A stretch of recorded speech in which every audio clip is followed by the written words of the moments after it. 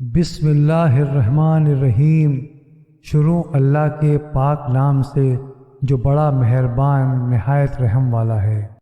رسول اللہ صلی اللہ علیہ وسلم نے اس وقت جب آپ کے گرد صحابہ کی ایک جماعت بیٹھی ہوئی تھی فرمایا کہ مجھ سے بیعت کرو اس بات پر کہ اللہ کے ساتھ کسی کو شریک نہ کرو گے، چوری نہ کرو گے، زنا نہ کرو گے، اپنی اولاد کو قتل نہ کرو گے، اور نہ عمدن کسی پر کوئی ناحق بہتان باندھو گے، اور کسی بھی اچھی بات میں اللہ کی نافرمانی نہ کرو گے۔ جو کوئی تم میں اس عہد کو پورا کرے گا تو اس کا ثواب اللہ کے ذمے ہے، اور جو کوئی ان بری باتوں میں سے کسی کا ارتکاب کرے گا اور اسے دنیا میں اسلامی قانون کے تحت سزا دے دی گئی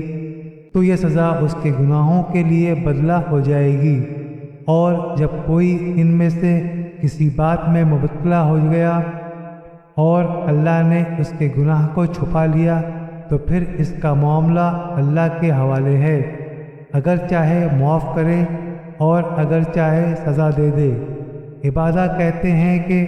پھر ہم سب نے ان سب باتوں پر آپ صلی اللہ علیہ وسلم سے بیعت کر لی۔